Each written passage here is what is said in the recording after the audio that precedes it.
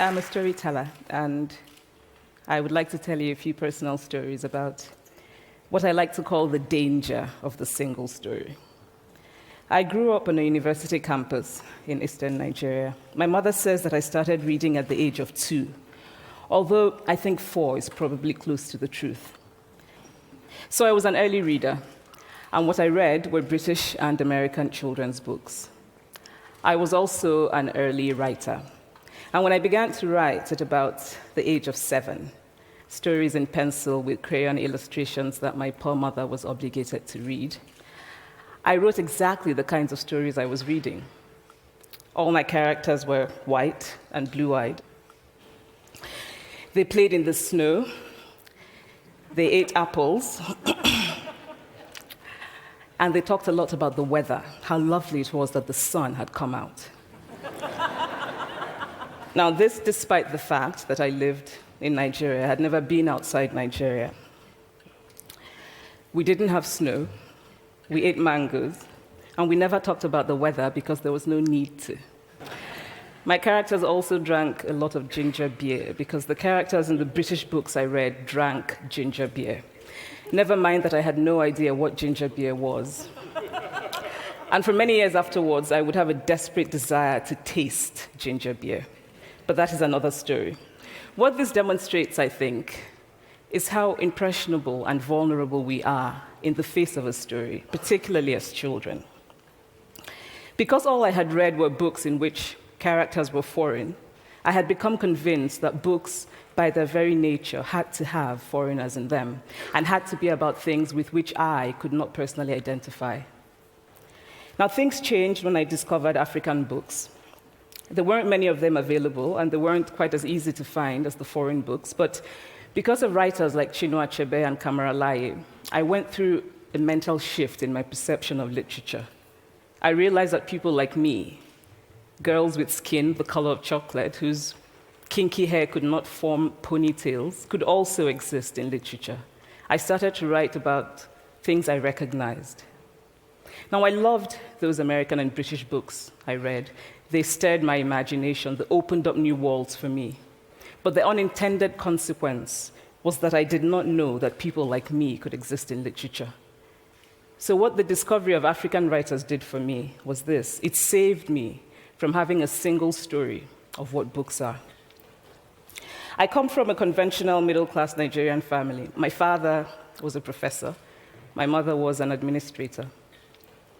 And so we had, as was the norm, live-in domestic help who would often come from nearby rural villages. So the year I turned 8, we got a new houseboy. His name was Fide. The only thing my mother told us about him was that his family was very poor. My mother sent yams and rice and our old clothes to his family. And when I didn't finish my dinner, my mother would say, "Finish your food. Don't you know people like Fide's family have nothing?" So I felt enormous pity for Fide's family. Then one Saturday, we went to his village to visit. And his mother showed us a beautifully patterned basket made of dyed raffia that his brother had made. I was startled. It had not occurred to me that anybody in his family could actually make something. All I had heard about them was how poor they were, so that it had become impossible for me to see them as anything else but poor. Their poverty was my single story of them. Years later, I thought about this when I left Nigeria to go to university in the United States. I was 19. My American roommate was shocked by me. She asked where I had learned to speak English so well and was confused when I said that Nigeria happened to have English as its official language. She asked if she could listen to what she called my tribal music, and was consequently very disappointed when I produced my tape of Mariah Carey. She assumed that I did not know how to use a stove. What struck me was this. She had felt sorry for me even before she saw me. Her default position toward me, as an African, was a kind of patronizing, well-meaning pity. My roommate had a single story of Africa, a single story of catastrophe. In this single story, there was no possibility of Africans being similar to her in any way, no possibility of feelings more complex than pity, no possibility of a connection as human equals. I must say that before I went to the US, I didn't consciously identify as African. But in the US, whenever Africa came up, people turned to me, never mind that I knew nothing about places like Namibia. But I did come to embrace this new identity, and in many ways, I think of myself now as African, although I still get quite irritable when Africa is referred to as a country, the most recent example being my otherwise wonderful flight from Lagos 2 days ago, in which there was an announcement on the Virgin flight about their charity walk in India, Africa, and other countries. So after I had spent some years in the US as an African, I began to understand my roommate's response to me. If I had not grown up in Nigeria, and if all I knew about Africa were from popular images, I too would think that Africa was a place of beautiful landscapes, beautiful animals, and incomprehensible people fighting senseless wars, dying of poverty and AIDS, unable to speak for themselves, and waiting to be saved by a kind white foreigner.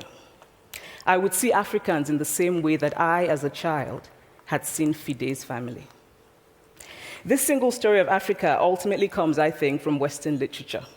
Now, here's a quote from the writing of a London merchant called John Locke, who sailed to West Africa in 1561 and kept a fascinating account of his voyage.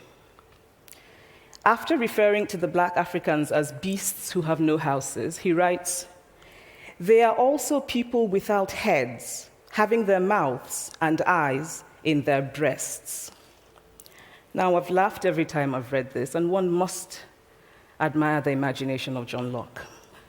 But what is important about his writing is that it represents the beginning of a tradition of telling African stories in the West, a tradition of sub-Saharan Africa as a place of negatives, of difference, of darkness, of people who, in the words of the wonderful poet Rudyard Kipling, are half devil, half child. And so I began to realize that my American roommate must have, throughout her life, seen and heard different versions of this single story, as had a professor who once told me that my novel was not authentically African. Now, I was quite willing to contend that there were a number of things wrong with the novel, that it had failed in a number of places, but I had not quite imagined that it had failed at achieving something called African authenticity. In fact, I did not know what African authenticity was. The professor told me that my characters were too much like him, an educated and middle-class man. My characters drove cars. They were not starving. Therefore, they were not authentically African. But I must quickly add that I, too, am just as guilty on the question of the single story. A few years ago, I visited Mexico from the US. The political climate in the US at the time was tense, and there were debates going on about immigration. And, as often happens in America, immigration became synonymous with Mexicans. There were endless stories of Mexicans as people who were fleecing the healthcare system, sneaking across the border, being arrested at the border, that sort of thing. I remember walking around on my first day in Guadalajara, watching the people going to work, rolling up tortillas in the marketplace, smoking, laughing. I remember first feeling slight surprise, and then I was overwhelmed with shame. I realized that I had been so immersed in the media coverage of Mexicans that they had become one thing in my mind, the abject immigrant. I had bought into the single story of Mexicans, and I could not have been more ashamed of myself. So that is how to create a single story. Show a people as one thing, as only one thing, over and over again, and that is what they become.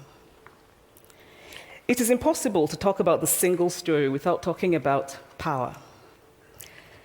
There is a word, an Igbo word, that I think about whenever I think about the power structures of the world, and it is nkali. It's a noun that loosely translates to be greater than another. Like our economic and political worlds, stories too are defined by the principle of nkali. How they are told, who tells them, when they are told, how many stories are told, are really dependent on power.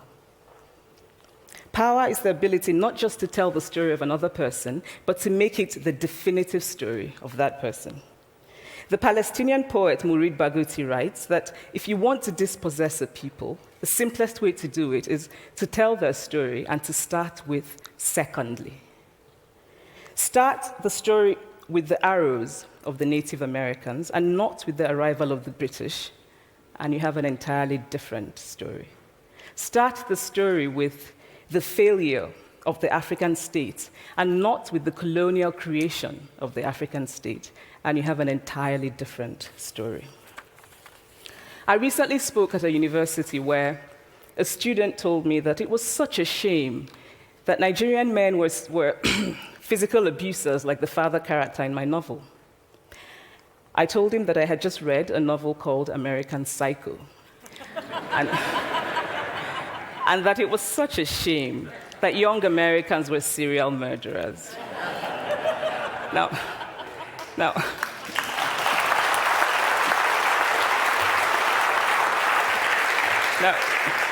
obviously, I said this in a fit of mild irritation, but it would never have occurred to me to think that just because I had read a novel in which a character was a serial killer, that he was somehow representative of all Americans. And now, this is not because I'm a better person than that student, but because of America's cultural and economic power, I had many stories of America. I had read Tyler, Updike, and Steinbeck, and Gateskill. I did not have a single story of America. When I learned some years ago that writers were expected to have had really unhappy childhoods to be successful, I began to think about how I could invent horrible things my parents had done to me. But the truth is that I had a very happy childhood, full of laughter and love, in a very close-knit family. But I also had grandfathers who died in refugee camps. My cousin, Polly, died because he could not get adequate health care. One of my closest friends, Okoloma, died in a plane crash because our fire trucks did not have water. I grew up under repressive military governments that devalued education so that sometimes my parents were not paid their salaries. And so as a child, I saw jam disappear from the breakfast table. Then margarine disappeared. Then bread became too expensive. Then milk became rationed. And most of all, a kind of normalized political fear invaded our lives. All of these stories make me who I am. But to insist on only these negative stories is to flatten my experience and to overlook the many other stories that formed me. The single story creates stereotypes, and the problem with stereotypes is not that they are untrue, but that they are incomplete. They make one story become the only story. Of course, Africa is a continent full of catastrophes, the immense ones, such as the horrific rapes in Congo, and depressing ones, such as the fact that 5,000 people apply for one job vacancy in Nigeria. But there are other stories that are not about catastrophe, and it is very important, it is just as important to talk about them. I've always felt that it is impossible to engage properly with a place or a person without engaging with all of the stories of that place and that person. The consequence of the single story is this: it robs people of dignity. It makes our recognition of our equal humanity difficult. It emphasizes how we are different rather than how we are similar. So what if before my Mexican trip, I had followed the immigration debate from both sides, the US and the Mexican? What if my mother had told us that Fide's family was poor and hardworking? What if we had an African television network that broadcast diverse African stories all over the world, what the Nigerian writer Chinua Achebe calls a balance of stories? What if my roommate knew about my Nigerian publisher, Mukhtar Bakare, a remarkable man who left his job in a bank to follow his dream and start a publishing house? Now, the conventional wisdom was that Nigerians don't read literature. He disagreed. He felt that people who could read would read if you made literature affordable and available to them. Shortly after he published my first novel, I went to a TV station in Lagos to do an interview. And a woman who worked there as a messenger came up to me and said, "I really liked your novel. I didn't like the ending. Now you must write a sequel, and this is what will happen." And she went on to tell me what to write in the sequel. Now, I was not only charmed, I was very moved.